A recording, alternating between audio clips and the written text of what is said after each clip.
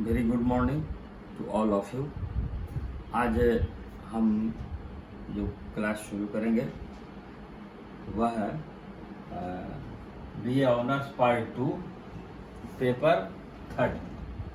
Topic है land reforms, जिसे भूमि सुधार के भी नाम से जाना जाता है। छात्रों, परीक्षा के दृष्टिकोण से भी यह चैप्टर बहुत ही महत्वपूर्ण है और आज के दिनों में या वर्तमान समय में यह बहुत ही उपयोगी है, इसलिए कि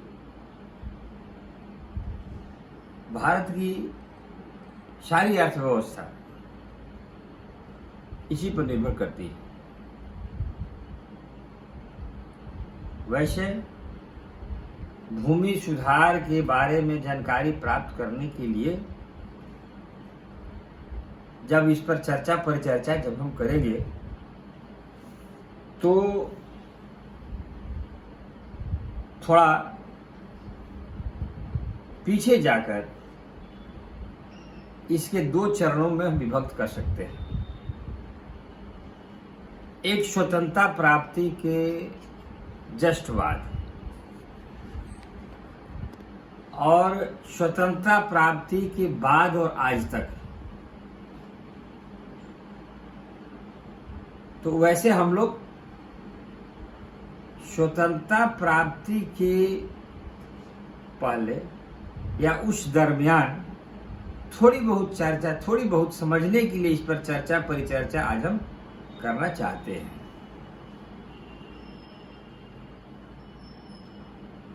यह सर्वविदित है, आप भी जानते हैं कि सभी औद्योगिक इकाइयां, सभी उद्योग कृषि से ही संबंधित है और कृषि का संबंध भूमि से था। तो वैसी परिस्थिति में भूमि में जो भी असमानताएं थी, जो गड़बड़ी थी, उसे दूर करने की आवश्यकता महसूस की गई, जिसके फलस्वरूप जो ब्रिटिश हुकूमत के खिलाफ पूरा राष्ट्र लड़ाई लड़ रहा था, उसमें एक अगुवाई दल जो बना, जिसे भारतीय राष्ट्रीय कांग्रेस के नाम से जाना जाता है, उसने यह संकल्प लिया था 1935 में ही कि अगर देश आजाद होता है तो भूमि सुधार की जो भी विसंगतियां हैं, जो भी असमानताएं हैं, जो भी इसकी विफलताएं हैं, उसे दूर करने के लिए जो भी प्रयास करना होगा वो किया जाएगा। पुनः संयोग ऐसा हुआ कि देश को आजादी मिली और मिलने के फलस्वरूप प्रायः भूमि सुधार में पर्याप्त कमियां थी, असमानताएं थी, जिसके चलते सभी कल कारखाने, उद्योग, धंधे प्रभावित हो रहे थे। उसके साथ साथ मेरा आर्थिक अर्थव्यवस्था भी संतुलित नहीं था। इसलिए उस समय की स्थिति क्या थी इसलिए हमने 2 चरण में हमने बांटा। तो आज की क्लास में चर्चा जो होगी वह प्रथम चरण की जो होगी उस पर मैं आज चर्चा करूंगा। तो इसकी जो आवश्यकता जो महसूस की गई, तो उस समय पूरा भूक्षेत्र का लगभग यह आप जान जाएं कि जो भी एरिया मेरा समतल जो एरिया है उसका 60% भाग कृषि कार्य के रूप में उपयोगी थे उस समय के आंकड़ा के अनुसार। ये आंकड़ा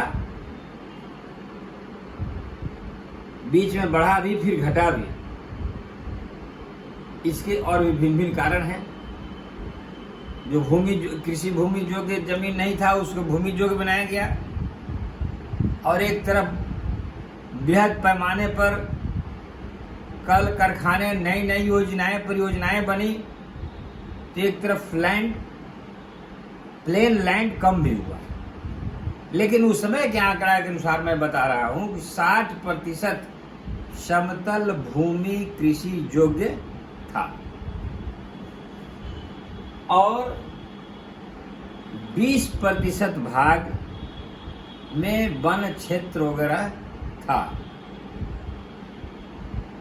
और 5% का कोई लेखा जोखा उस समय भारत के पास नहीं था, और 15% में नदी और पहाड़ वगैरह थे। तो कहने का तात्पर्य यह है कि अधिकतम भाग 60% जो कृषि योग्य भूमि थी जिस पर कृषि कार्य होते थे, भारत की अधिकतम जनसंख्या उस पर निर्भर थी, अधिक से अधिक रोजगार का अवसर था, अधिक से अधिक आय की प्राप्ति होने की संभावना थी। तो इस परिस्थिति में उस समय काफ़ी असमानताएं थी, काफ़ी उसमें विसंगतियां थी, जिसे दूर करने के लिए पहल की गई। और इसके साथ साथ एक और मैं फिगर देना चाहता हूं कि यह लेटेस्ट फिगर है, 2-4 साल पहले का हो सकता है, कि वो 60% कृषि योग्य जो भूमि है, चौंकाने वाली बात है, उसका ग्रॉस डोमेस्टिक प्रोडक्ट सकल घरेलू उत्पाद जो प्राप्त होता है वह 14 से 16%। जीडीपी कितना है?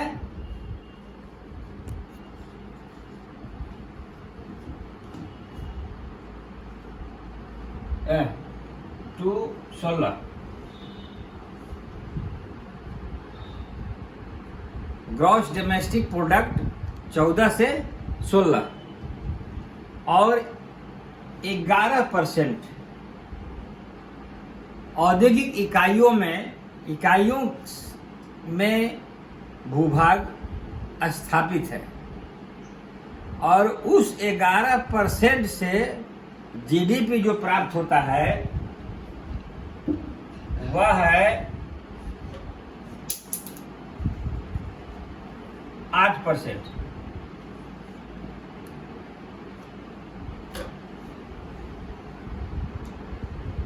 अब आप यह कह सकते हैं कितनी बड़ी असमानताएं हैं।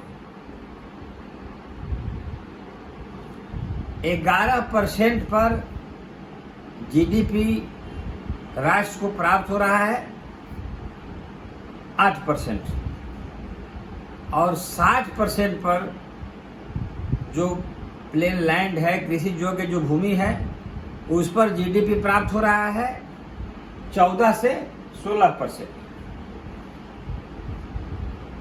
तो स्पष्ट है कि लैंड रिफॉर्म, भूमि सुधार से संबंधित नीति का निर्धारण करना, उसके संबंध में कुछ नियम और कानून बनाना, इसकी आवश्यकता महसूस की गई, जिसके संबंध में पुनः स्वतंत्रता प्राप्ति के बाद इसके जो समस्याएं जो उभर कर सामने आई सुधार करने के, इसके कौन कौन से उद्देश्य थे, उसको अब मैं इस पॉइंट के माध्यम से मैं स्पष्ट करना चाहूँगा। पहला है संस्थागत विसंगतियों को दूर करना। छात्रों, संस्थागत विसंगतियां भूमि सुधार में, जिस समय देश आजाद हुआ तो उस समय जोतों का आकार, प्रकार, उसके उत्तराधिकारी और यानी भूमि पर जिसका स्वामित्व था और जो उसके आकार थे, वह सफल कृषि योग्य भूमि नहीं थी, जिसके फलस्वरूप यह महसूस किया गया कि इसको भी, इस कमियां को दूर करने के लिए प्रयास करनी चाहिए, जिसके तहत उस समय के विद्वानों के द्वारा, समाज सेवियों के द्वारा और शास्त्रियों के द्वारा यह सुझाव आया कि काश्तकारी सुधार और मध्यस्थों का जो रोल, मेन रोल था, और अधिक से अधिक जो आय की जो प्राप्ति होती थी, उसका लाभ राष्ट्र को, समाज को नहीं मिल पाता था, जिसके फलस्वरूप यह महसूस की गई इसमें सुधार की आवश्यकता है, इसमें नई नई नीति निर्धारण की आवश्यकता है। दूसरा है भारत में सामाजिक आर्थिक असमानताएं। भारत में सामाजिक आर्थिक असमानताएं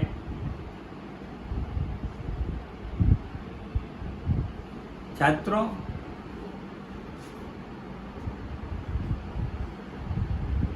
उस समय स्पष्ट रूप से दो वर्ग था। एक भूमिपति थे और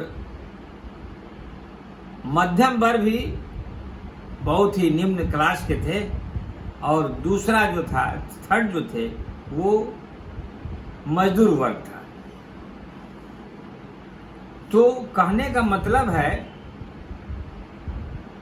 कि यह दोनों तीनों में इतनी असमानताएं थी कि उस असमानताओं पर किसी तरह के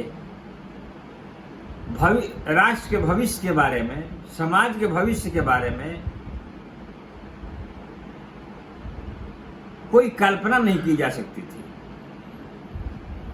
और उस सिस्टम के माध्यम से जो भूमिपति थे वो भी भीतर से उतना जागरूक नहीं थे कि इस तरह का लोक कल्याणकारी के रूप में कोई पहल की जाए।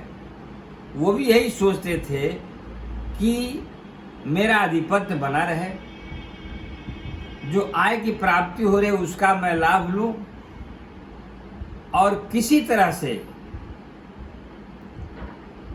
जो हमारे साथ, जो हम पर डिपेंडेंट है, वे जीवन बसर करते रहे और मेरा काम किसी तरह से चलते रहे।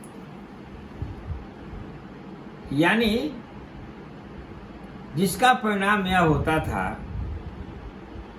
कि मैक्सिमम भूमि का उपयोग भी नहीं हो पाता था। लैंड का भी काफी थी भूमिपतियों के पास, लेकिन उनकी अंदर से जागरूकता, अंदर से नए नए टेक्नोलॉजी या नए ढंग से उस पर सोचने के लिए उनकी मन स्थिति नहीं बनती थी, जिसके फलस्वरूप यह स्पष्ट हुआ कि यह भी एक कारण बना भूमि सुधार नीति अपनाने के लिए। तीसरा है प्रकृति से भूमि सुधार के संबंध में। प्रकृति के समसामयिक बच्चों, यह आप जान जाएं कि प्रकृति कहीं भेदभाव नहीं करती है। चूंकि कोई भी जन्म लेता है तो जो हाथ पांव नाक मुंह जो एक अमीर के घर में होता है, वही एक गरीब से लेके सभी वर्गों में एक ही तरह की प्रकृति न्याय करके सभी को एक ही तरह का उपहार देती है। लेकिन और जमीन भी प्रकृति ने दी कि इसका यह उपहार है और इससे जो भी यहाँ आ गया उसका इस प्रकृति, इस धरती पर अधिकार है रहने का, खाने का, जीने का, घूमने का, फिरने का, भिन्न भी स्वतंत्रता।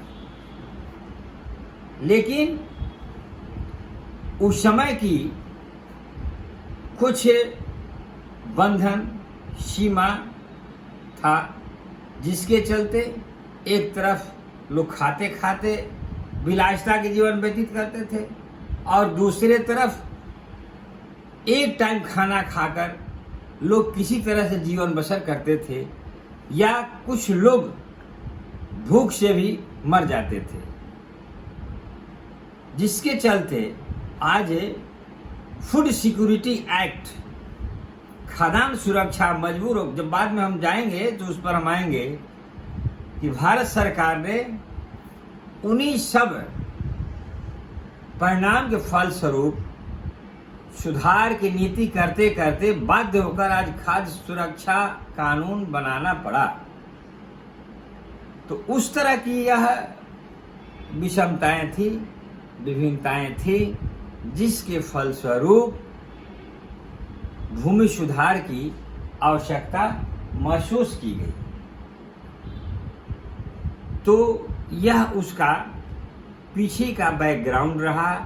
स्वतंत्रता प्राप्ति के बाद वहां से हम शुरू किए कि उस समय भूमि की क्या स्थिति थी, लेकिन उसके बाद सरकार का प्राइमरी पहल क्या हुआ, उस पर हम विचार करेंगे और वह नेक्स्ट क्लास में हम इस पर विचार करेंगे कि सरकार का उस पर क्या है, और तब दूसरा चरण में आज की स्थिति क्या है उसके बारे में हम समीक्षा करेंगे। धन्यवाद।